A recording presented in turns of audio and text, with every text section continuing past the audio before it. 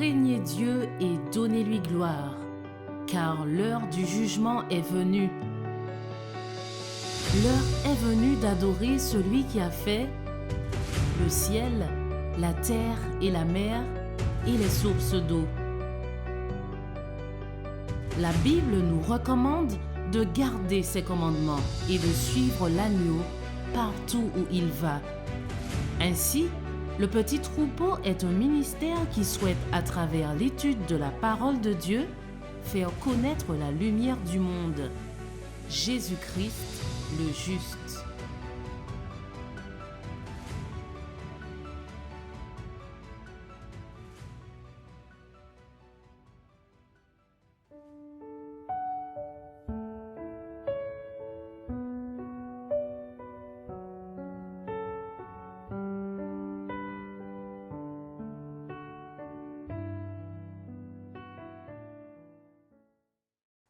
Eh bien, bonjour à tous. Et c'est encore une joie inexprimable de se retrouver. Soyez tous les bienvenus. Et bonjour aussi à toutes les personnes qui vont nous suivre sur les différentes plateformes. Grande est ma joie d'être ce matin entouré de vous tous. Merci de me soutenir par vos prières, afin que l'humble canal que je suis soit rempli de l'Esprit du Seigneur. Et avant de commencer, eh bien, j'aimerais bien prier avec vous.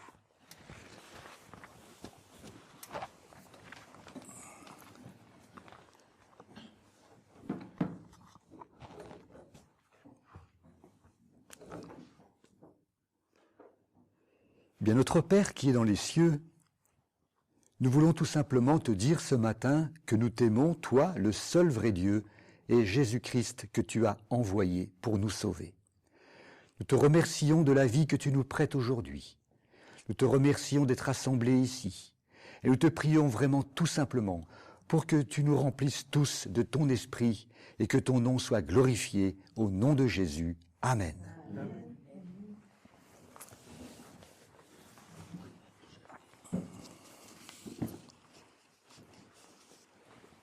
Alors le sujet que j'ai l'honneur de vous présenter n'a pas pour but de fixer une date sur le retour du Fils de Dieu, puisque c'est une prérogative qui appartient à son Père.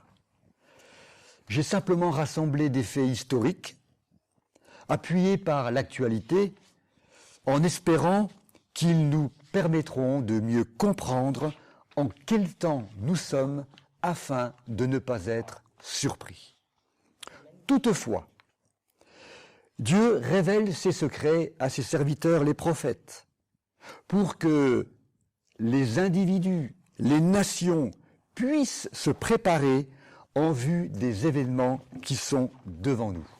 D'ailleurs, il est écrit dans Amos 3 au verset 7, « Le Seigneur l'Éternel ne fait rien sans avoir révélé son secret à ses serviteurs, les prophètes. » Et avant d'envoyer ses jugements sur la terre, Dieu les a toujours fait précéder d'avertissements suffisants pour permettre aux croyants d'échapper à ces châtiments et pour laisser les autres sans excuse. Dans le livre Maranatha, la page 92, nous lisons « Dieu a sur la terre un peuple qui, animé par une foi et une sainte espérance, explique le déroulement des événements décrits par la prophétie et cherche à se purifier en obéissant à la vérité, afin de ne pas être trouvé sans l'habit de noces lorsque le Christ apparaîtra. » Alors bien que personne, nous dit la messagère du Seigneur dans la tragédie des siècles à la page 401, bien que personne ne connaisse ni le jour ni l'heure de la venue du Christ, notre devoir est d'en connaître la proximité. D'ailleurs, Jésus ajoute, poursuit-elle, que l'ignorance volontaire au sujet de l'imminence de son retour sera aussi fatale que le fut l'ignorance des antédiluviens quant au temps du déluge. Il n'y a probablement point de chapitre dans la Bible qui parle plus amplement et plus définitivement sur la seconde venue de Christ que Matthieu chapitre 24, complété par Marc chapitre 13 et Luc chapitre 21. Ainsi, nous joignant aux disciples, interrogeons Jésus. Dis-nous, Seigneur, quel sera le signe de ton avènement et de la fin du monde? Pour cela, chers amis, remontons ensemble le temps à l'époque où Jésus vivait sur la terre. Et écoutons-le dans Matthieu chapitre 24 au verset 1. Comme Jésus sortait du temple et qu'il s'en allait, ses disciples vinrent pour lui faire considérer les bâtiments du temple. Jésus venait de parler à la multitude en présence de ses disciples. Il avait censuré les scribes et avait déclaré quel serait le sort des Juifs, de leur ville et de leur temple. Ça, c'est Matthieu chapitre 23. Les disciples supposaient que le temple existerait toujours. Et ils appelèrent l'attention de Christ sur sa magnificence, comme s'ils voulaient le convaincre qu'il était dans l'erreur. Alors au verset 2, Jésus leur dit, « Voyez-vous, de tout cela, je vous le dis en vérité, qu'il ne restera ici pierre sur pierre qui ne sera renversée. » Et s'étant assis sur la montagne des Oliviers, au verset 3, ses disciples vinrent à lui en particulier et lui dirent, « Dis-nous, quand ces choses arriveront, et quel sera le signe de ton avènement, et quelle sera la fin du monde? Quand est-ce qu'elle arrivera ?» Alors Jésus ne blâme pas ses disciples de vouloir pénétrer l'avenir, mais il répond à leur désir dans une entrevue particulière, et non pas devant la multitude. Jésus, ici, dans cette intimité, Marc nous le dit au chapitre 13, au verset 3, il y avait Pierre, Jacques, Jean et André. Alors bien entendu, le temps nous manquerait pour développer en détail les versets des chapitres 24 de Matthieu, 13 de Marc et 21 de Luc, mais je pense que vous connaissez déjà bien tous ce sujet.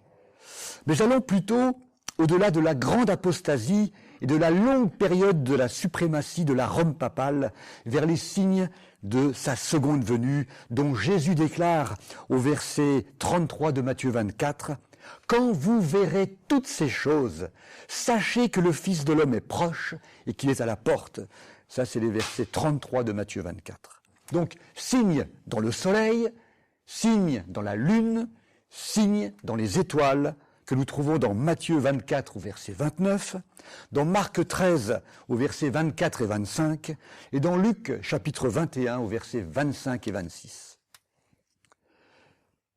La date prophétique indiquant la fin de cette grande affliction est l'an, le frère d'ailleurs nous l'a bien développé hier soir, et nous le savons aussi, 1798. Elle clôture les 1260 années de la suprématie papale, la suprématie de la Rome papale, commencée en l'an 538. Ces textes, nous les trouvons dans Daniel 7, 25, dans Apocalypse 12, 14 et dans Apocalypse 13 au verset 5. Toutefois, apportons une précision sur la fin de cette grande affliction dont Jésus précise au verset 21 et 22 de Matthieu 24 qu'elle sera abrégée. Alors que nous révèle l'histoire à ce sujet? Eh bien, l'histoire nous apprend que la papauté fut revêtue du pouvoir civil pour punir les hérétiques pendant 1260 ans. Et si la période de la tribulation des élus n'eût été abrégée par la providence, il est probable qu'il n'y eût personne de sauvé. C'est-à-dire que tous les élus auraient été exterminés par leurs ennemis. Mais la réformation de Martin Luther et de ceux qui furent associés à ce grand réformateur a modifié cette tribulation et a restreint la rage de la papauté. Depuis 1700 à peu près, d'après le témoignage unanime de l'histoire, il n'y a plus eu de persécution générale dirigée contre l'Église. En ceci ont été accomplies les paroles des prophètes. La terre aide la femme. Nous trouvons ça dans Apocalypse 12 au verset 16.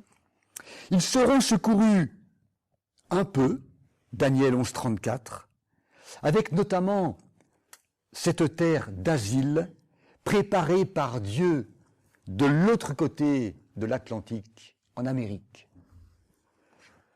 C'est James White qui a écrit cela dans une petite brochure qui s'appelle « Signe des temps » en mars 1877.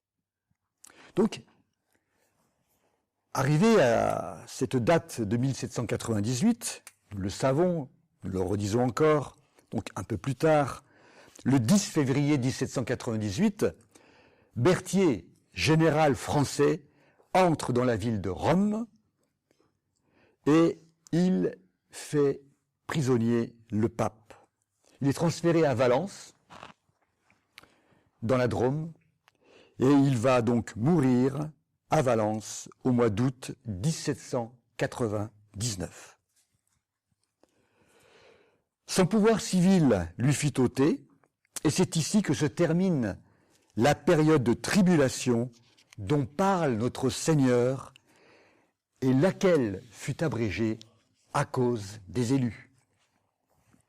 Ainsi, juste avant 1798, et très peu de temps après, des signes dans les cieux et sur la terre furent considérés comme des réalisations des prophéties bibliques.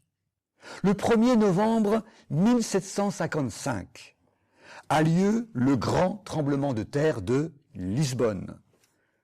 Le 19 mai 1780, le jour tout entier fut obscur et la lune apparut comme du sang durant la nuit. Le 13 novembre 1833, la pluie de météorites Léonide eut lieu durant laquelle plus de 60 000 météorites par heure furent visibles. De nombreux étudiants de la prophétie biblique comprirent que ces événements étaient des réalisations d'Apocalypse 6, versets 12 et 13, qui dit « Je regardais quand il ouvrit le 6e sceau. » Donc ça, en 1755. Il y eut un grand tremblement de terre. Le soleil devint comme un sac de crin, la lune entière devint comme du sang, et les étoiles du ciel tombèrent sur la terre comme les figues vertes d'un figuier secoué par un vent violent.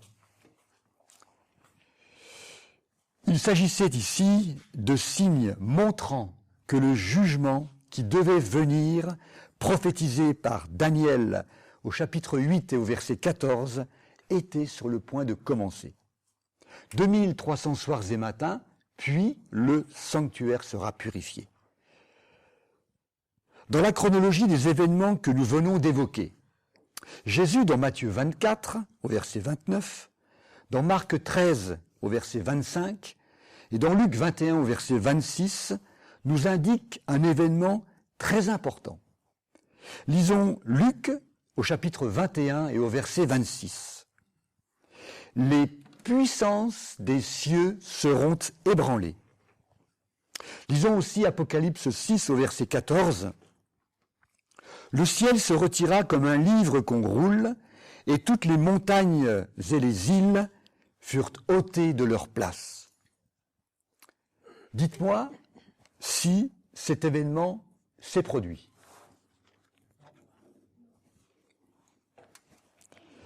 Vous me dites, avez-vous eu connaissance qu'un tel événement est arrivé? Vous me dites non, et vous avez raison. Cet événement n'est jamais arrivé. Les puissances des cieux n'ont pas été ébranlées. Le ciel ne s'est pas retiré comme un livre qu'on roule, et toutes les montagnes et les îles ne furent pas encore ôtées de leur place. Cet événement aura lieu dans un temps futur. Les Écritures enseignent clairement qu'avant la résurrection des justes par le Seigneur Jésus, la voix de Dieu le Père ébranlera les cieux et la terre. Il est probable que ceci aura lieu quand la 7e fiole sera versée dans l'air. Lisons Apocalypse au chapitre 16, les versets 17, 18 et 20. Le 7e ange versa sa coupe dans l'air, et il sortit du temple du ciel, du trône, une grande voix qui disait « C'en est fait ». Il y eut des voix, des tonnerres, des éclairs et un grand tremblement de terre, un si grand tremblement qu'il n'y en eut jamais eu de pareil depuis qu'il y a des hommes sur la terre. Et toutes les îles s'enfuient et les montagnes ne furent plus trouvées. Pour conforter ce que nous disons, il y a 4 passages dans le livre Premiers Écrits et un dans le livre La Tragédie des siècles qui le confirment. Premiers Écrits, page 34. Pendant le temps de détresse, nous nous enfuîmes tous des villes et des villages, mais nous fûmes poursuivis par les méchants qui entraient dans les maisons des saints munis d'une épée. Ils levaient celle-ci sur nous pour nous tuer, mais elle se brisait comme un fétu de paille. Alors nous criâmes tous jour et nuit pour obtenir la délivrance, et nos cris parvinrent jusqu'à Dieu.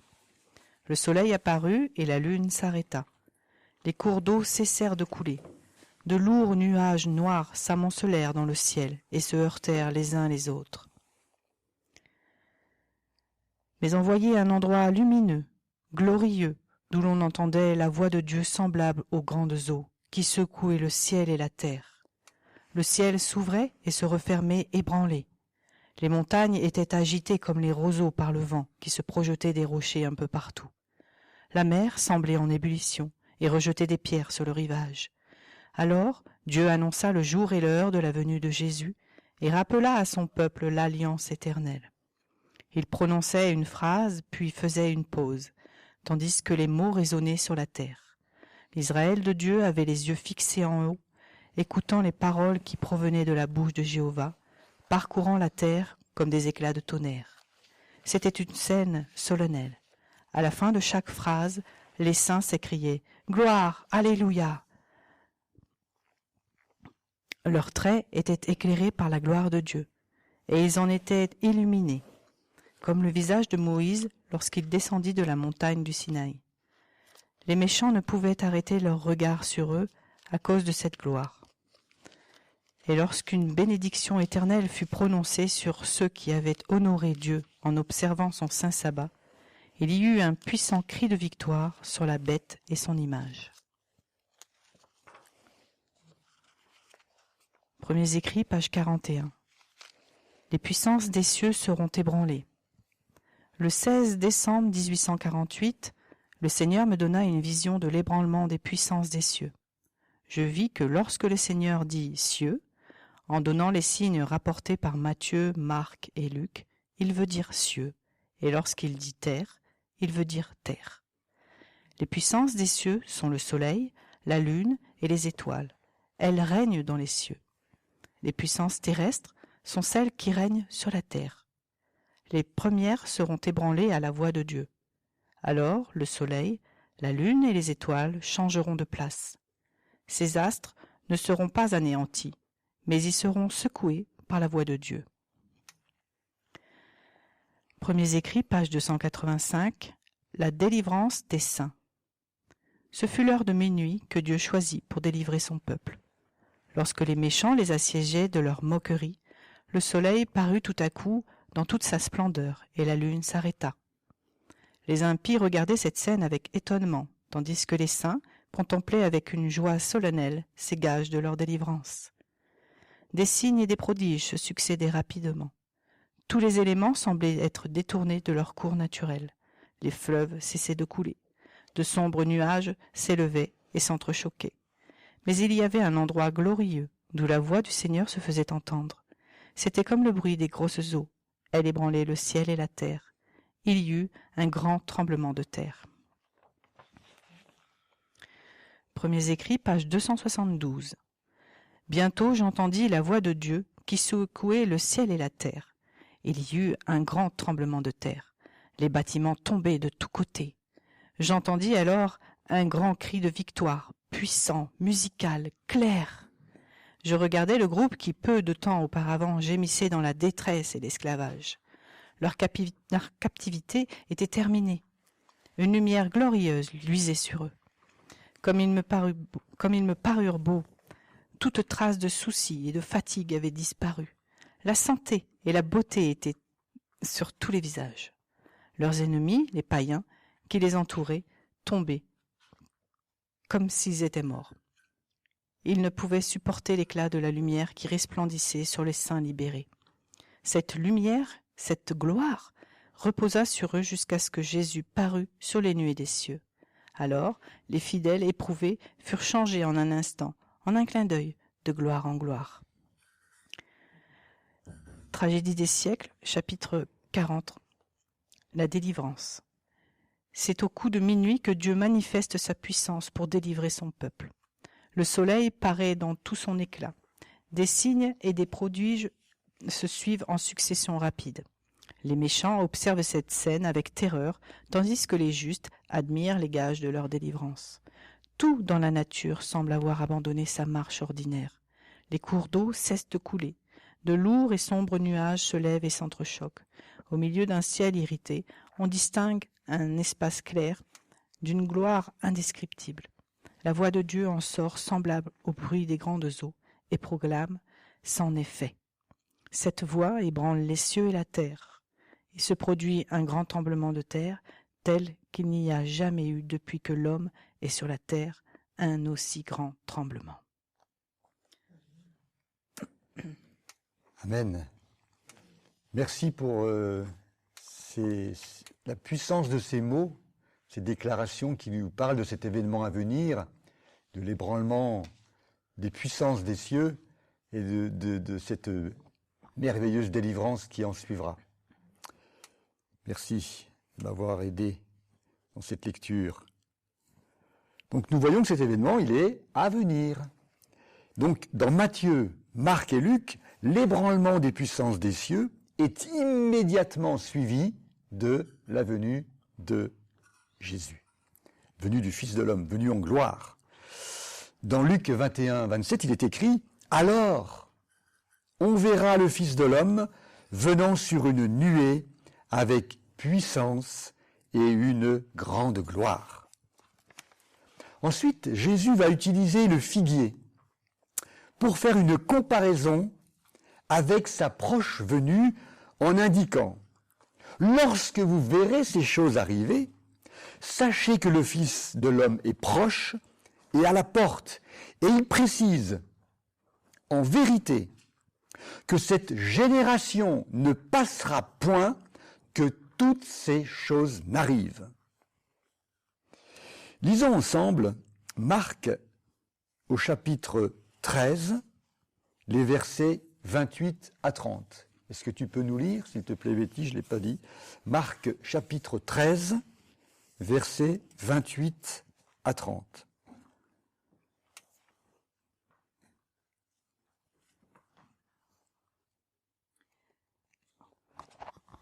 Instruisez-vous par une comparaison tirée du figuier. Dès que ses branches deviennent tendres et que les feuilles poussent, vous connaissez que l'été est proche. De même, quand vous verrez ces choses arriver, sachez que le Fils de l'homme est proche à la porte. Je vous le dis en vérité, cette génération ne passera point, que tout cela n'arrive. Merci. Il nous faut comprendre les paroles de Jésus à propos de cette génération qui ne passe pas. Notre Seigneur nous donne des signes afin qu'une génération, la dernière, puisse se préparer pour sa venue. Jésus nous dit que ce sont des choses qui nous permettent de connaître que l'été est proche, qui nous invitent à veiller, afin de ne pas être surpris et être ainsi prêt à subsister devant le Fils de l'homme. Ça, c'est Luc 21, verset 36. L'ébranlement des puissances des cieux que nous venons de voir et qui représente la délivrance des saints, symbolisée par l'été, se situe à la fin du temps de détresse où, bien entendu, il sera trop tard pour se préparer, puisque la porte de la grâce sera définitivement fermée. C'est donc avant qu'il nous faut faire des investigations pour comprendre à partir de quel événement la parole prise du figuier a une force spéciale et que nous pouvons savoir que la venue de Christ est proche, même à la porte. Avec la même certitude avec laquelle nous savons, nous, que l'été est proche, lorsque nous voyons les arbres bourgeonner et les feuilles pousser. À présent, résumons ensemble les quelques faits que nous venons de lire. Les signes donnés par Jésus dans Matthieu, Marc et Luc, et celui donné également à l'apôtre Jean sur l'île de Patmos, sont-ils accomplis? Un grand tremblement de terre s'est-il accompli? Oui. Où? À Lisbonne. Quand? En 1755. L'obscurcissement du soleil? Oui. Quand? En 1780. La lune qui ne donne plus sa lumière? Oui, ça s'est produit. Quand? En 1780. Les étoiles qui tombent du ciel? Oui, ça s'est produit. Quand? En 1833. L'ébranlement des puissances des cieux? Non, ça ne s'est pas encore produit. Cet événement, nous venons de l'étudier, est à venir. Il se situe donc dans le futur. Il annonce la délivrance des saints, symbolisée par l'été, où il sera trop tard pour se préparer. Alors aujourd'hui, chers frères et sœurs, en 2025, 270 années se sont écoulées depuis l'année 1755. Près de 245 années depuis le jour obscur. Et 192 années depuis la chute d'étoiles. Et nous attendons toujours anxieusement le retour de Jésus. Ces événements prophétiques ne peuvent plus à présent être considérés comme significatifs du concept selon lequel ils annoncent l'arrivée de la génération finale. Car depuis de nombreuses générations se sont levés et se sont couchés dans la tombe. Il nous faut chercher ailleurs le signe, l'indice qui se rattache à cette dernière génération, dont Jésus fait mention, là, nous l'avons lu. Écoutons-le dans ce même entretien à ses disciples. Et peux-tu nous lire, s'il te plaît, Betty, Matthieu au chapitre 24, les versets 15 à 20. Matthieu, chapitre 24, versets 15 à 20. Merci. C'est pourquoi, lorsque vous verrez l'abomination de la désolation dont a parlé le prophète Daniel, établie en lieu saint, que celui qui lit fasse attention. Alors que ceux qui seront en Judée fuient dans les montagnes, que celui qui sera sur le toit ne descende pas pour prendre ce qui est dans sa maison, et que celui qui sera dans les champs ne retourne pas en arrière pour prendre son manteau. Malheur aux femmes qui seront enceintes et à celles qui allaiteront en ces jours-là. Priez pour que votre fuite n'arrive pas en hiver ni un jour de sabbat, car alors la détresse sera si grande qu'il n'y en a point eu de pareil depuis le commencement du monde jusqu'à présent, et qu'il n'y en aura jamais. Et si ces jours n'étaient abrégés, personne ne serait sauvé, mais à cause des élus, ces jours seront abrégés. Si quelqu'un vous dit alors « le Christ est ici » ou « il est là », ne le croyez pas. Car il s'élèvera de faux Christ et de faux prophètes. Ils feront de grands prodiges et des miracles, au point de séduire, s'il était possible, même les élus. Voici, je vous l'ai annoncé d'avance. Merci. Merci. Matthieu et Marc parlent d'une abomination de la désolation et de la nécessité pour les chrétiens de fuir la ville de Jérusalem. À présent, lisons Luc chapitre 21, Luc chapitre 21, versets 20 et 21. Luc chapitre 21, versets 20 et 21. Lorsque vous verrez Jérusalem investie par des armées, sachez alors que sa désolation est proche. Alors que ceux qui seront en Judée fuient dans les montagnes, que ceux qui seront au milieu de Jérusalem en sortent, et que ceux qui seront dans les champs n'entrent pas dans la ville. Merci. D'une manière similaire, Luc dit que la ville sera encerclée et que les chrétiens devront prendre la fuite. Nous connaissons ce passage historique, mais cependant, une partie de la prophétie n'est mentionnée ni par Matthieu, ni par Marc. Elle se trouve dans la dernière partie du verset 24 de Luc. Nous mettons le texte, à présent, dans le contexte des 4 versets précédents. Alors, nous allons lire, et je vous invite à vraiment bien suivre cela, Luc chapitre 21, les versets 20 à 24. Luc 21, versets 20 à 24. Je vais le lire. Lorsque vous verrez Jérusalem investie par des armées, sachez alors que sa désolation est proche. Alors, que ceux qui sont en Judée fuient dans les montagnes, que ceux qui seront au milieu de Jérusalem en sortent, et que ceux qui seront dans les champs n'entrent pas dans la ville. Car ce sont des jours de vengeance pour l'accomplissement de tout ce qui est écrit. Malheur aux femmes qui seront enceintes et à celles qui allaiteront en ces jours-là. Car il y aura une grande détresse dans le pays et de la colère contre ce peuple.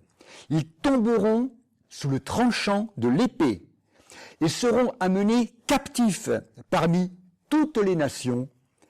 Et Jérusalem sera foulée aux pieds par les nations jusqu'à ce que les temps des nations soient accomplis. Donc, je répète, Luc 21, versets 20 à 24. Jésus déclare que Jérusalem sera foulée aux pieds par les nations, les païens, les gentils, jusqu'à ce que les temps des nations soient accomplis. Quelle est la signification de tout cela ?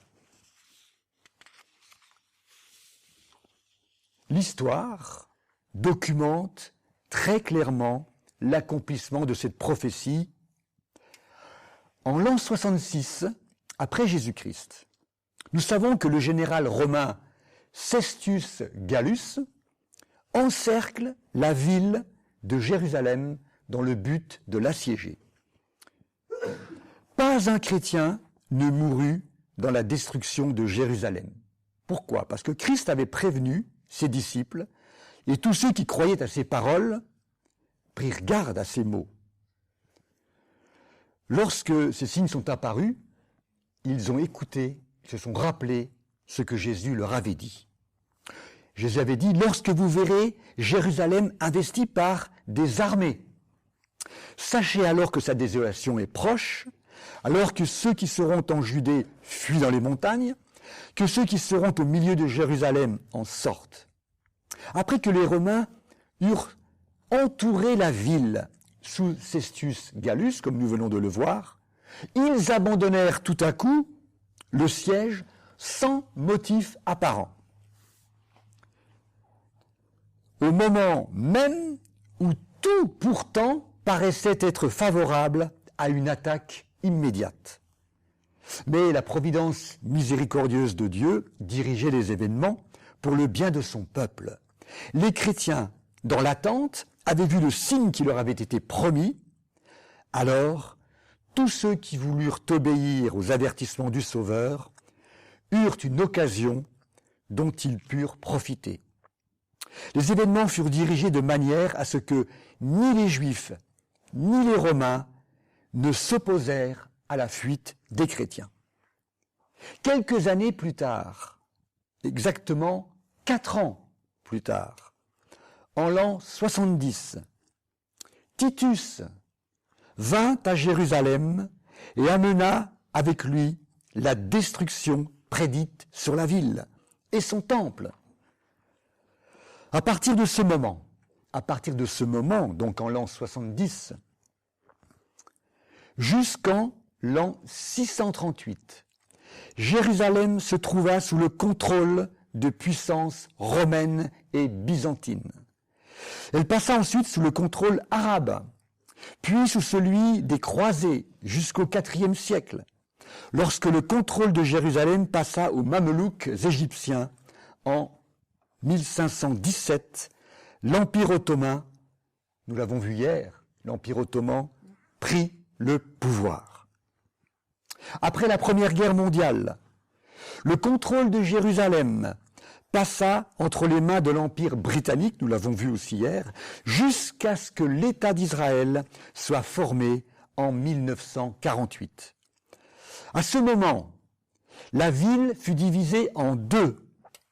La nouvelle partie de la ville, à l'ouest, fut entre les mains des Juifs, tandis que la partie ancienne, originale, fut sous le contrôle islamique de la Jordanie. Nous l'avons vu aussi hier. D'ailleurs, on peut préciser que l'État d'Israël a été formé en 1948, 3 ans après la fin de la Troisième Guerre mondiale. Exactement le 14 mai 1948 a eu lieu la déclaration d'indépendance de l'État d'Israël. Elle fut prononcée par David Ben-Gourion. Ce fut donc ainsi, cette ville séparée en 2, la ville nouvelle aux mains des Juifs, l'ancienne ville aux mains des Jordaniens, jusqu'à ce jour de l'an 1967, où, durant la guerre des 6 jours, la vieille ville de Jérusalem fut prise par Tzahal, l'armée d'Israël, et se retrouva, et c'est très émouvant de le dire, et nous pouvons penser à ce que ce peuple a ressenti à ce moment-là, en 1967, il retrouve cette ancienne ville. Et à ce moment-là, commence la prophétie de Jésus, telle qu'elle se trouve dans Luc, nous l'avons lu 21-24, Jérusalem sera foulée aux pieds par les nations, jusqu'à ce que les temps donnés aux nations furent accomplis. Ce qui veut dire que Jérusalem est foulée aux pieds, mais jusqu'à un temps donné. Et nous voyons donc par l'histoire ce qu'il s'est passé. Mais allons plus loin. Israël occupe Jérusalem-Est, l'ancienne ville. Il y a des manifestations extraordinaires de joie devant le mur des Lamentations. C'est un événement... Moi, j'étais un petit garçon à cette époque-là, et je sais que sur toute la radio, on ne parlait que de cela. Mais j'ai lu pas mal de témoignages, et c'est vraiment très, très émouvant. Alors, un peu plus loin, quelques années plus tard, le 30 juillet 1980, la loi de Jérusalem est votée par la Knesset, qui est le Parlement israélien, proclamant Jérusalem, capitale éternelle de l'État d'Israël. Les différents pouvoirs israéliens, législatifs, exécutifs, judiciaires et administratifs, qui se trouvaient à Tel Aviv, Jaffa, sont regroupés à Jérusalem. Cet événement majeur confirme ainsi que la prophétie de Jésus concernant Jérusalem et le temps des nations est accomplie. Jérusalem sera foulée aux pieds par les nations jusqu'à ce que les temps des nations soient accomplis. Et afin de confirmer la véracité de la réalisation de cet événement prophétique survenu sur la ville de Jérusalem en 1980, je vous lis la fin du discours du Premier ministre israélien Netanyahou au Congrès américain le 3 mars 2015, année d'ailleurs où le pape François a fait ce discours. Voilà. Ce discours, il l'a fait sous les applaudissements des sénateurs américains. Voilà ce qu'il prononce. Écoutez les paroles. « Mais je peux vous promettre une chose, dit-il aux sénateurs américains. Les jours où les Juifs étaient passifs face à des ennemis génocidaires sont révolus. Nous ne sommes plus dispersés parmi les nations, impuissants à nous défendre. Nous avons restauré notre souveraineté dans notre ancienne patrie. Et nos vaillants soldats qui défendent nos foyers avec un courage sans bornes. Pour la première fois depuis une centaine de générations, nous, le peuple juif, nous pouvons nous défendre. C'est pourquoi, en tant que Premier ministre de l'État d'Israël, je peux vous promettre une chose, même si Israël doit être seul, Israël tiendra tête. Pouvez-vous encore douter qu'à ce moment-là, Jérusalem est redevenu l'État d'Israël avec Jérusalem comme capitale? Peut-être, mais il faut pouvoir le prouver. Mais ce qui est important pour nous, c'est que Jésus, dans cette prophétie, Jérusalem foulée aux pieds par les nations, jusqu'à ce que les temps donnés aux nations soient accomplis.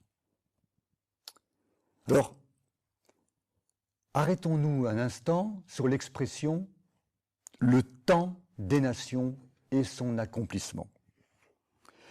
Dans le langage biblique, le temps des nations n'est autre que le temps mis à part selon la prescience de Dieu pour l'évangélisation des nations païennes. Alors, non pas le temps nécessaire pour qu'elles se convertissent au christianisme, comme le pensent certains, mais pour que l'évangile soit annoncé.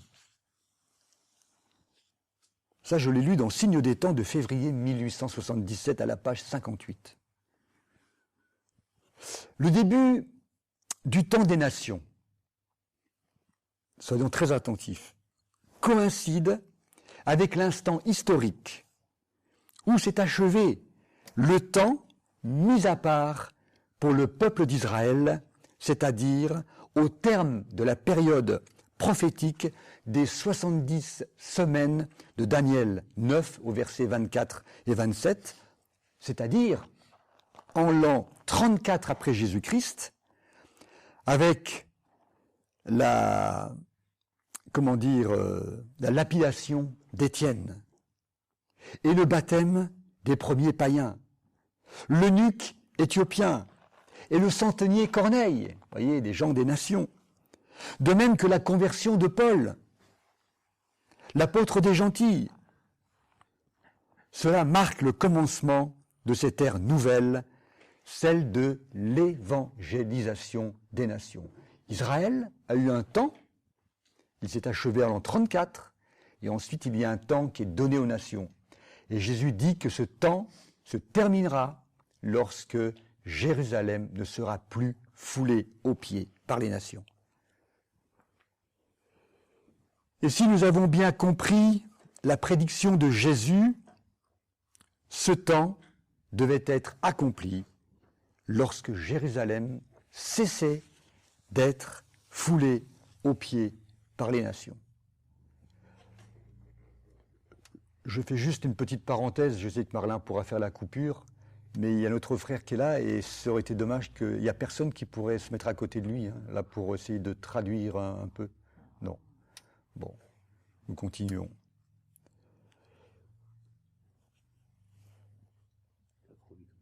bien que le temps mis à part pour le peuple d'Israël s'est achevé en l'an 34, comme nous venons de le voir, l'Évangile a continué d'être prêché.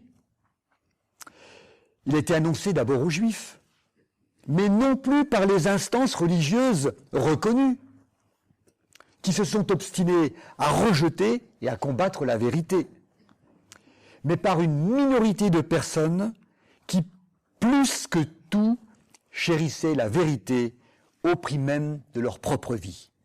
On les appelle les chrétiens, c'est-à-dire, et cela veut dire être semblable à Christ. Il faudra attendre donc 36 années, de l'an 34 à l'an 70, pour assister à la prophétie de Jésus sur la destruction de la ville de Jérusalem et de son temple. Et durant ces 36 années, la bonne nouvelle continue d'être d'être fidèlement annoncée. Un temps fut donné au peuple juif, de même un temps a été accordé aux nations. Et bien que le temps des nations soit achevé depuis 1980, eh bien l'Évangile continue d'être prêché, non plus par les instances, non plus par l'organisation qui avait reçu un message divin puissant, mais puisque cette dénomination a choisi de se tourner vers le Dieu de l'Occident, vers le Dieu mis en place par l'empereur Constantin, eh bien, les lettres de créance lui ont été retirées. Et à qui ont-elles été données? À quelques personnes disséminées çà et là, qui depuis, dans une église, dans l'ombre, au désert invisible, continuent avec ferveur de prêcher cette bonne nouvelle. Voyez-vous le parallèle entre Israël, l'Israël antique et l'Israël spirituel aujourd'hui. Je ne rentrerai pas dans les détails de ce qui s'est passé en 1980 durant ce mois de mars ou avril à Dallas, mais vous connaissez cette histoire. Malheureusement, elle est très lourde de conséquences, très très lourde de conséquences. Alors, 1980, c'est une date à laquelle il faut vraiment faire attention. Depuis 1980, il se passe des événements extraordinaires, jusqu'à aujourd'hui, et ce n'est pas terminé, et tout s'amplifie. Alors, quelques petits détails que je voudrais voir avec vous, c'est que jusqu'en 1980, lorsque vous consultiez un dictionnaire Larousse, vous pouviez lire, si vous cherchiez le mot samedi, voilà ce que vous pouviez lire. Samedi, du latin sabbati dies, jour du sabbat. Voilà ce qui était marqué dans le dictionnaire Larousse jusqu'en 1980. Samedi, jour du sabbat, 7e jour de la semaine. C'était bien précisé. Et concernant le mot dimanche, voilà ce qu'il était écrit, du latin dies dominici, jour du Seigneur, premier jour de la semaine. À partir de l'année 1981, voyez-vous donc très peu de temps après cette année 80, si vous consultiez un dictionnaire, nouvelle édition, voilà ce que vous pouviez lire à propos du samedi. Du latin sabbati dies, jour du sabbat, 6e jour de la semaine. Du 7e jour, c'était passé au 6e jour. Et concernant le mot dimanche, du latin dies dominica, jour du Seigneur, 7e jour de la semaine. En 2007, des amis ont écrit aux éditions Larousse pour leur demander les raisons de ce changement. Je vous lis la réponse du directeur éditorial des éditions Larousse en date du 14 février 2007. Madame, Monsieur, nous avons bien reçu votre courrier qui a retenu toute notre attention. C'est lors de la refonte du Petit Larousse en 1981 que le dimanche a cessé d'être le premier jour de la semaine. En effet, dans la société moderne, le dimanche est généralement considéré, donc ce terme considéré fait référence à la tradition et non pas à la vérité des Saintes Écritures. Donc, le dimanche est généralement considéré comme le 7e jour de la semaine, jour de repos couronnant la semaine de travail. C'est ce qu'a entériné l'ISO. Qu'est-ce que c'est que l'ISO? C'est l'Organisation internationale de standardisation, il y a une vingtaine d'années, considérant ainsi le lundi comme le premier jour de la semaine. Cette recommandation a permis d'unifier les calendriers pour tous les pays, quels que soient les usages locaux, religieux, etc. C'est donc la semaine civile de travail qui a été adoptée, après formule de Polysès. Voilà. Voyez-vous, jusqu'en 1980, il était possible d'avoir une parfaite connaissance du 7e jour de la semaine, le samedi, ainsi que du premier jour de la semaine, le dimanche. Nous pouvons donc nous demander si cela est le fruit du hasard ou s'il y a une autre explication. Voyons à présent l'élection présidentielle américaine de 1980, toujours 1980. Cette élection a lieu dans un contexte de crise économique mondiale, marqué également par la crise des otages américains en Iran. Le président sortant, Jimmy Carter, démocrate, candidat à un second mandat, est confronté à Ronald Reagan, républicain. Au terme d'une campagne acharnée, l'ancien gouverneur de Californie, Ronald Reagan, est largement élu. Le 20 janvier 1981, le nouveau président élu prête serment selon la coutume aux États-Unis, au cours de la cérémonie d'investiture. En rapport avec cet événement, un ancien jésuite du nom d'Alberto Rivera avait donné un signal fort. Voici ce qu'il écrit dans le livre « Les crimes du Vatican ». Du temps où je me trouvais encore sous le serment jésuite, on m'avait dit qu'on donnerait un signal secret aux jésuites dans le monde entier.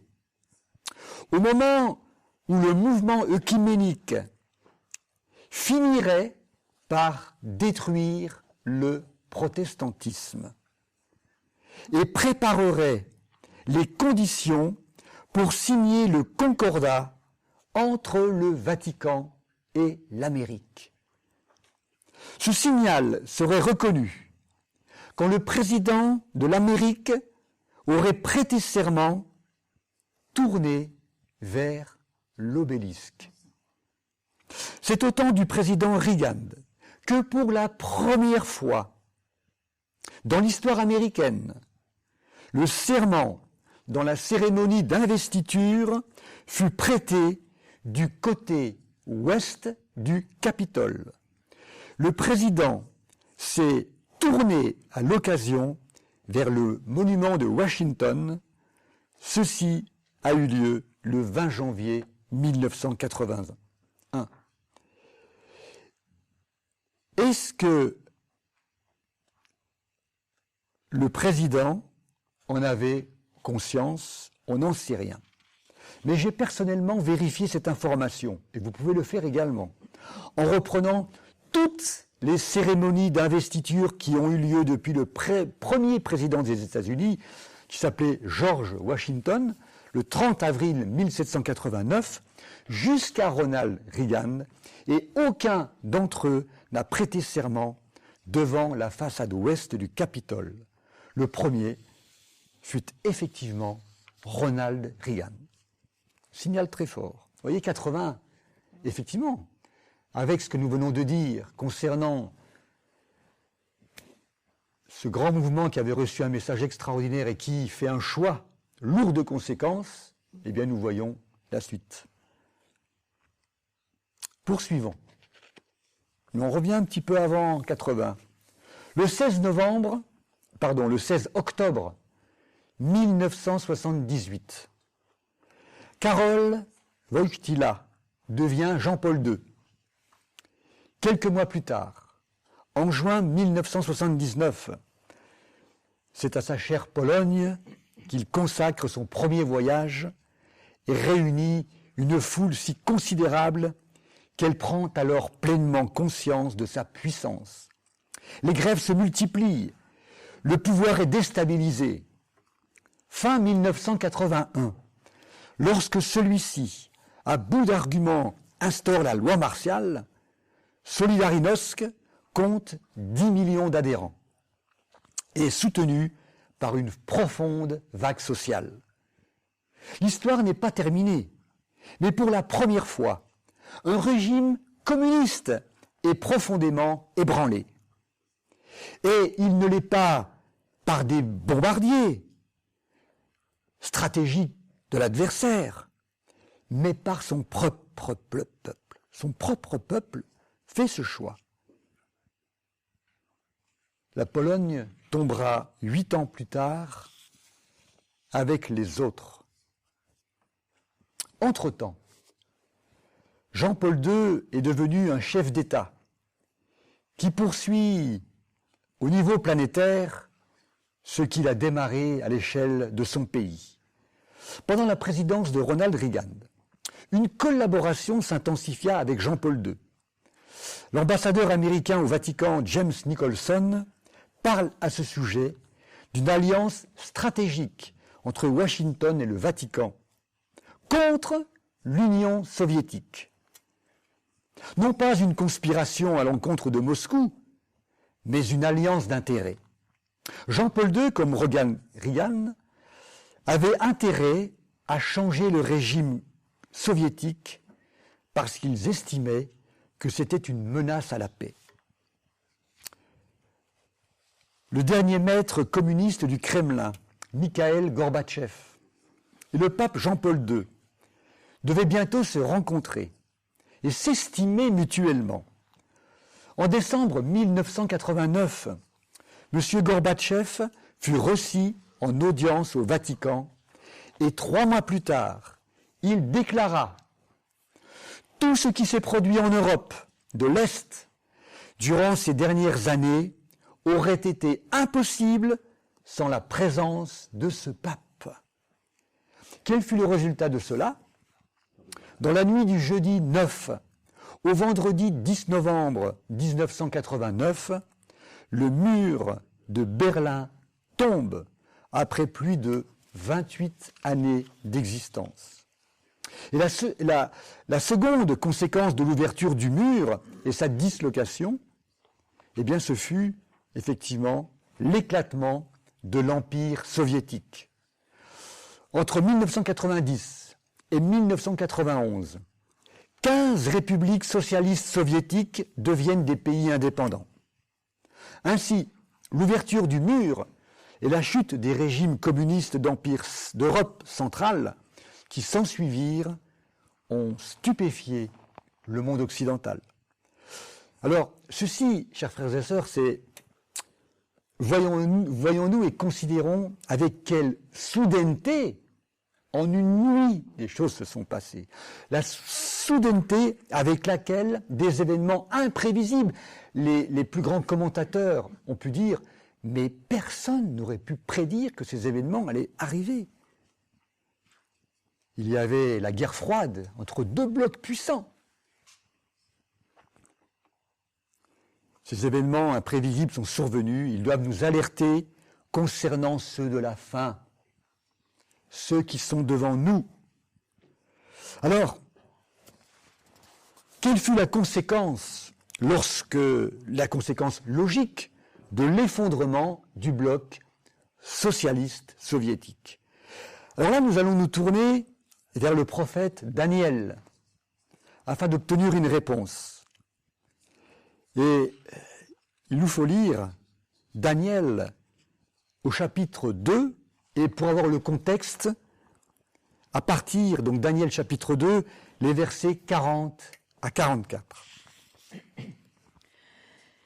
Il y aura un 4e royaume, fort comme du fer, de même que le fer brise et rompt tout, il brisera et rompra tout, comme le fer qui met tout en pièces. Et comme tu as vu les pieds et les orteils en partie d'argile de potier et en partie de fer, ce royaume sera divisé, mais il y aura en lui quelque chose de la force du fer, parce que tu as vu le fer mêlé avec l'argile. Et comme les doigts des pieds était en partie de fer et en partie d'argile, ce royaume sera en partie fort et en partie fragile. Tu as vu le fer mêlé avec l'argile, parce qu'ils se mêleront par des alliances humaines, mais ils ne seront point unis l'un à l'autre, de même que le fer ne s'allie point avec l'argile. Dans les temps de ces rois, le Dieu des cieux suscitera un royaume qui ne sera jamais détruit, et qui ne passera point sous la domination d'un autre peuple. Il brisera et anéantira tous ces royaumes-là, et lui-même subsistera éternellement. Amen, merci. Quelle magnifique description d'événements. Arrêtons-nous au verset 43. Ils se mêleront par des alliances humaines. Alors je vous pose une question. Ils se mêleront par des alliances humaines. À quelle période de l'histoire ce verset fait-il référence? À quelle période de l'histoire ce verset, ils se mêleront par des alliances humaines, fait-il référence? À quelle période? Pardon? Très bien, amen. On va détailler un peu cela. Alors, remontons un peu le cours des siècles. Avec Rome, le dernier empire universel est tombé. Le frère nous a d'ailleurs montré une très belle carte hier avec la domination romaine. C'était vraiment extraordinaire au niveau de l'étendue géographique que cela représentait. Donc, ce dernier empire universel est tombé. Dès lors, son État divisé, son territoire morcelé, la force première de l'Empire disparue. Et depuis ces temps-là, maintes fois, les hommes ont tenté d'élever au-dessus des dominations un royaume puissant. Charlemagne essaya, Charles Quint, Louis XIV, Napoléon également, ainsi que d'autres, et plus près de nous, Adolf Hitler. Y sont-ils parvenus? Y sont-ils parvenus?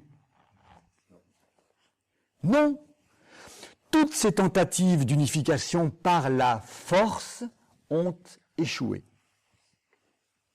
Alors, on chercha à obtenir des alliances, par des alliances, ce qu'on avait pu obtenir par la force. Et l'immense chantier de la construction européenne prit naissance à l'issue de la Seconde Guerre mondiale, exactement en 1946 avec Jean Monnet, pour aboutir quelques mois plus tard, après la fin du démantèlement des pays de l'ex-Union socialiste soviétique que nous venons de voir ensemble, cela aboutit à la signature le 7 février 1992 à Maastricht du traité sur l'Union européenne. Que dit ce traité? Il s'adresse aux dirigeants des 12 pays à l'époque d'Europe. Voilà ce qu'il dit. Rois, reines et présidents rappellent l'importance historique de la fin de la division du continent européen et la nécessité d'établir des bases solides pour l'architecture de l'Europe future. Illustré par Daniel 2,41. Lisons ce verset encore. Daniel 2, verset 41.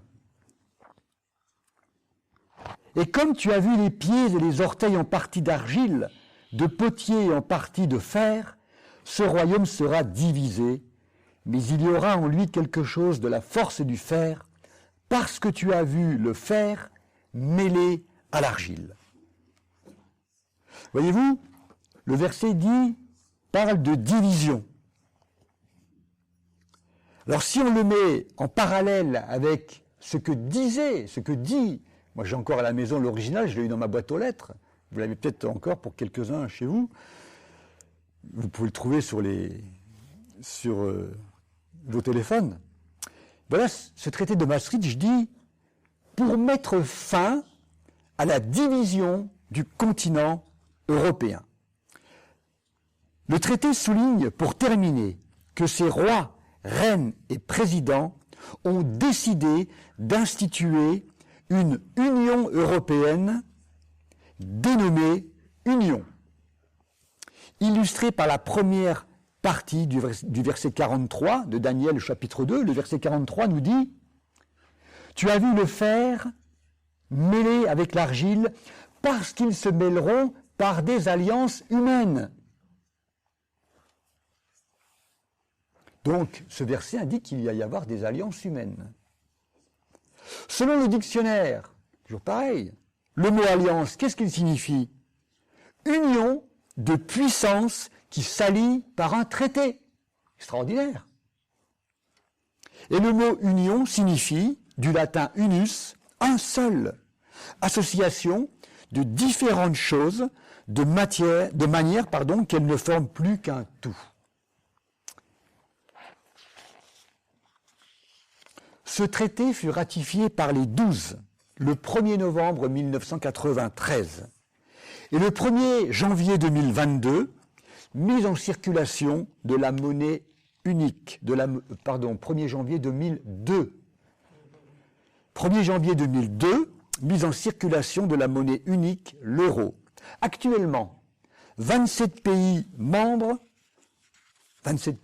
sont membres réellement de l'Union européenne, puisqu'il y en avait 28, et suite au Brexit, la Grande-Bretagne est sortie.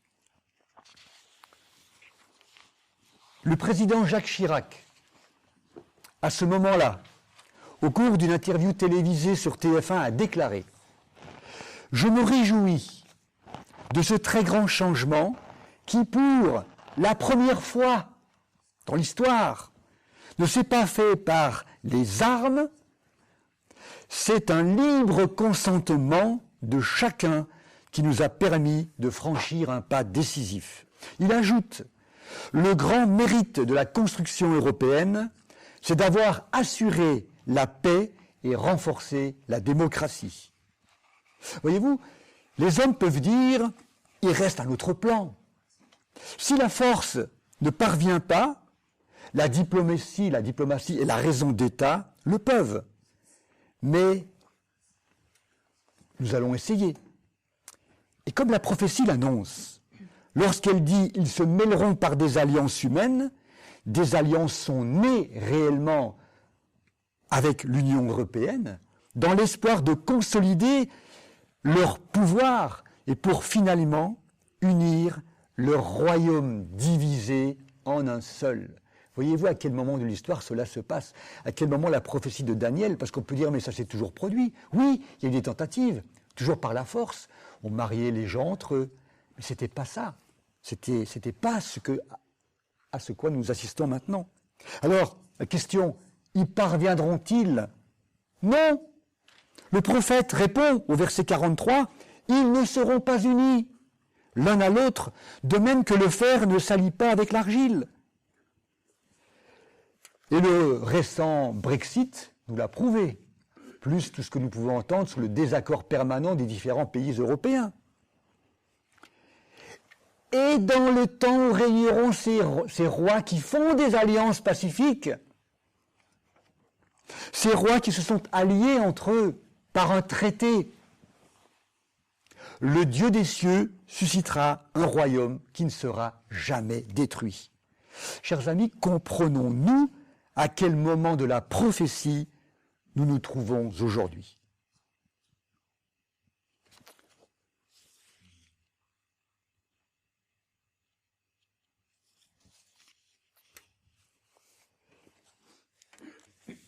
Bien-aimés, la génération qui existe aujourd'hui, en 2025, et vous répondez, vraiment à cette question que je vais poser. Est-ce que la génération, donc nous, aujourd'hui en 2025, est-ce que nous avons vu ces choses arriver? Je vais les citer. Alors, vu peut-être pas directement, mais est-ce que nous avons vu, et est-ce que nous savons par l'histoire que les choses sont arrivées? Les armées romaines encerclaient Jérusalem en l'an 66. La destruction de la ville de Jérusalem et son temple en l'an 70. Jérusalem foulée aux pieds par les nations. La dispersion parmi toutes les nations du peuple juif. L'accomplissement des 1260 années de la suprématie de la Rome papale, commencée en l'an 538 et s'achevant en 1798. Le grand tremblement de terre de Lisbonne en 1755. L'obscurcissement du soleil et la lune ne donnant plus sa lumière en 1780. Les étoiles tombant du ciel en 1833. La réalisation de la prophétie de Daniel 8,14, 2300 soirs et matins, puis le sanctuaire sera purifié. Le processus de guérison de la blessure mortelle de la bête par les accords du Latran en février 1929.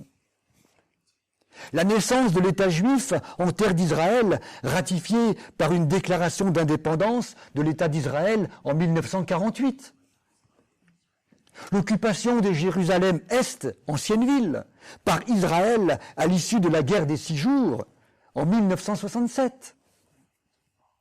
L'annexion de Jérusalem-Est par Israël en 1980, ratifiée par la loi fondamentale sur Jérusalem, votée le 30 juillet 1980, proclamant que Jérusalem entière et unifiée est la capitale d'Israël, confirmant ainsi que la prophétie de Jésus concernant Jérusalem et le temps des nations est accomplie. La prophétie de Daniel 2 sur des alliances humaines des pays d'Europe. L'accomplissement en cours du chapitre 13 d'Apocalypse concernant la bête qui monte de la mer et l'accomplissement en cours du chapitre 13 d'Apocalypse concernant la bête qui monte de la terre. Si vous pouvez répondre oui à ces questions, dites-moi alors quel est le signe qui donne à la parabole de Jésus concernant le figuier une force spéciale, nous indiquant que l'été est proche et que cette génération ne passera pas, que toutes ces choses n'arrivent. Et quelles sont les choses qui doivent encore arriver? Une loi à venir imposant le repos universel du dimanche. La pluie de l'arrière-saison, la pluie du printemps. La Turquie, qui fera de Jérusalem sa capitale. Et le frère Gary nous en a parlé et va nous en parler encore. La fermeture définitive de la porte de la grâce avec Michael qui se lève. Le temps de détresse, les 7 fléaux, l'ébranlement des puissances des cieux, nous l'avons vu tout à l'heure avec Betty, par la voix de Dieu le Père, apportant ainsi la délivrance à son peuple, symbolisée par l'été, accompagnée de la résurrection partielle de Daniel 12, et de l'annonce par le Père du jour et de l'heure de la venue de son Fils. Puis la venue en gloire sur une nuée du Fils de l'homme. La résurrection à la dernière trompette des saints endormis.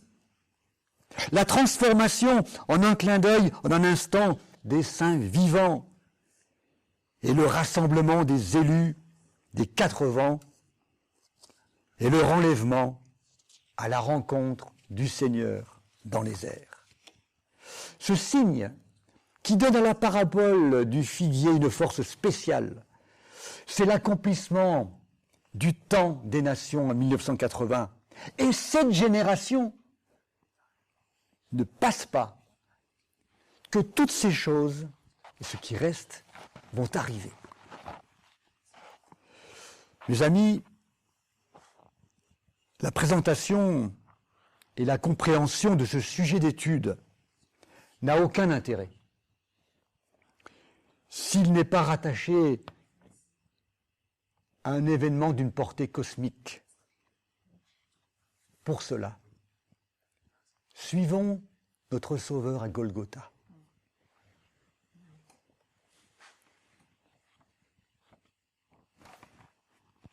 Suivons notre Sauveur à Golgotha.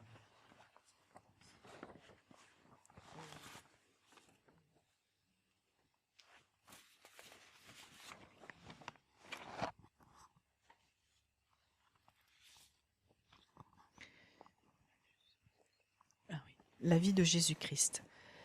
Christ, comme substitut et caution de l'homme, fut chargé du poids de ses iniquités. Il fut considéré comme transgresseur afin qu'il pût le racheter de la malédiction de la loi. La culpabilité de tous les descendants d'Adam, depuis le commencement du monde, oppressait son cœur. La colère de Dieu et la terrible manifestation de son déplaisir à cause du péché remplissaient son âme de consternation. À la pensée que son Père cachait sa face de lui, le Sauveur, dans cette heure d'angoisse suprême, avait le cœur percé d'une douleur que l'homme ne comprendra jamais entièrement. Chaque douleur endurée sur la croix par le Fils de Dieu, les gouttes de sang qui découlèrent de sa tête, de ses mains et de ses pieds, les convulsions qui torturèrent son corps, et les angoisses inexprimables qui remplirent son âme lorsque son Père cacha sa face de lui. Toutes ces choses parlent à l'homme et lui disent « C'est par amour pour toi que le Fils de Dieu consentit à supporter ces crimes odieux. C'est par amour pour toi qu'il a dépouillé l'empire de la mort et qu'il a ouvert les portes du paradis et de la vie éternelle. » La majesté du ciel mourut, abandonnée des croyants, privé de tout acte ou parole de sympathie qui la soulagea. Il ne fut pas même permis aux anges remplis de pitié de servir leur chef bien-aimé. Mes amis, rendons-nous souvent dans le jardin de Gethsémani, ainsi qu'au mont Golgotha, et écoutons la douce voix de Jésus, notre Sauveur, nous parler. Et là, dans le secret de notre cœur, implorons-le de nous revêtir de sa gloire, son caractère. Amen. Merci pour cette lecture qui nous ramène au mobile de tout ce que nous venons de lire. Sinon, ça n'a aucun intérêt, je le disais. Si nos regards, si nos cœurs ne sont pas constamment fixés sur l'auteur de notre salut.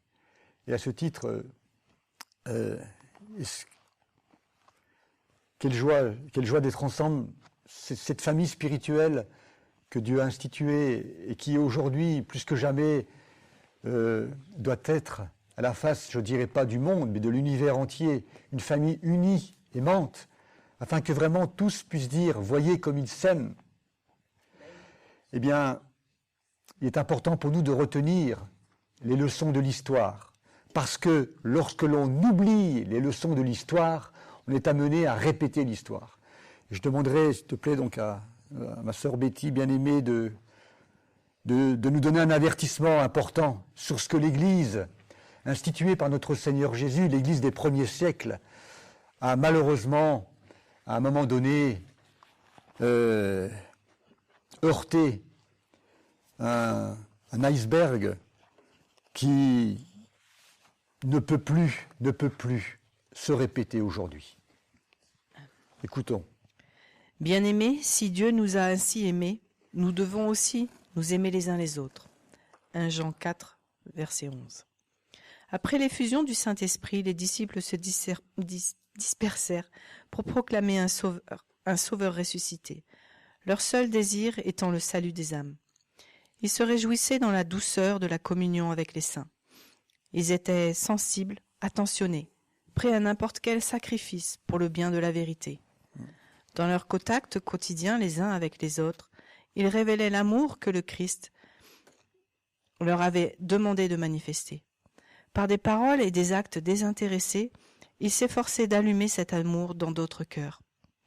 Mais les premiers chrétiens se mirent à chercher les défauts les uns des autres, s'attardant sur les fautes, encourageant les soupçons et le doute, se permettant la critique malveillante. Ils perdirent de vue le Sauveur et le grand amour qu'il avait révélé aux pécheurs. Ils devinrent plus stricts quant au cérémoniel, plus attentifs à la théorie de la foi, plus sévères dans leurs critiques, dans leur zèle à condamner les autres. Ils erraient eux-mêmes. Ils oublièrent la leçon d'amour fraternel que le Christ avait enseignée. Le plus triste, c'est qu'ils étaient inconscients de leur perte. Ils ne se rendaient pas compte que leur bonheur et la joie quittaient leur vie, et qu'ils marchaient bientôt dans les ténèbres, ayant chassé de leur cœur l'amour de Dieu.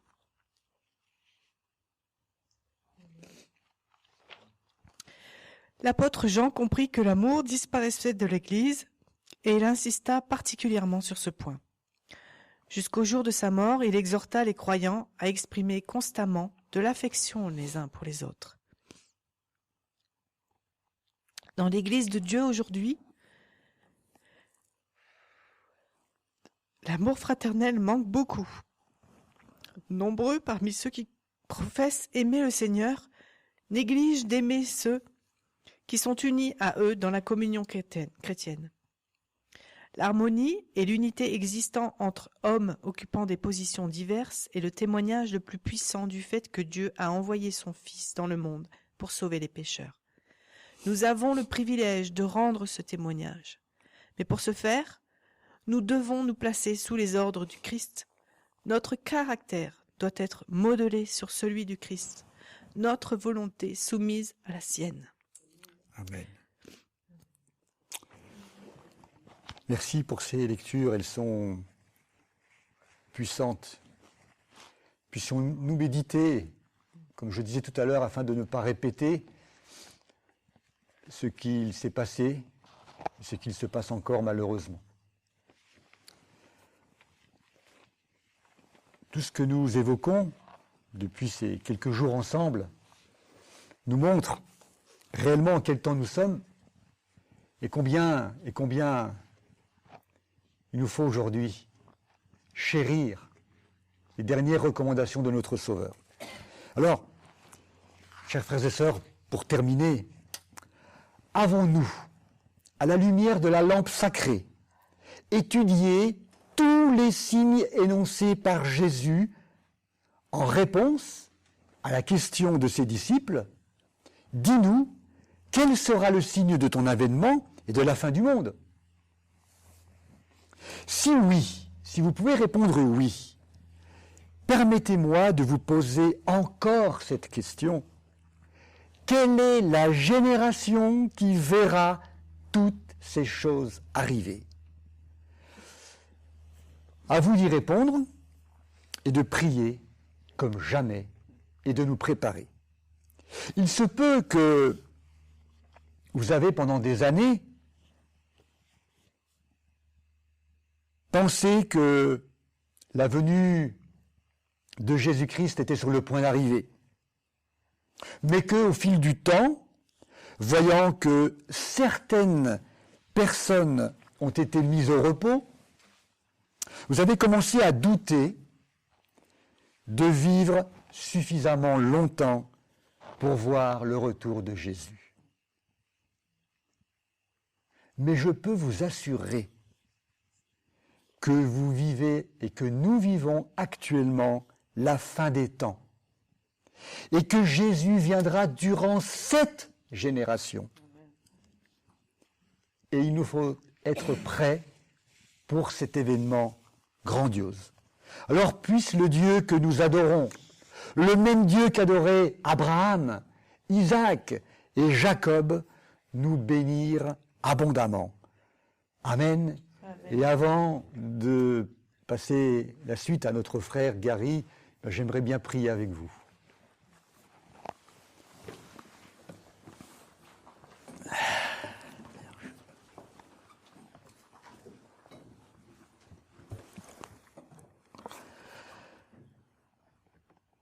Notre Père qui est dans les cieux,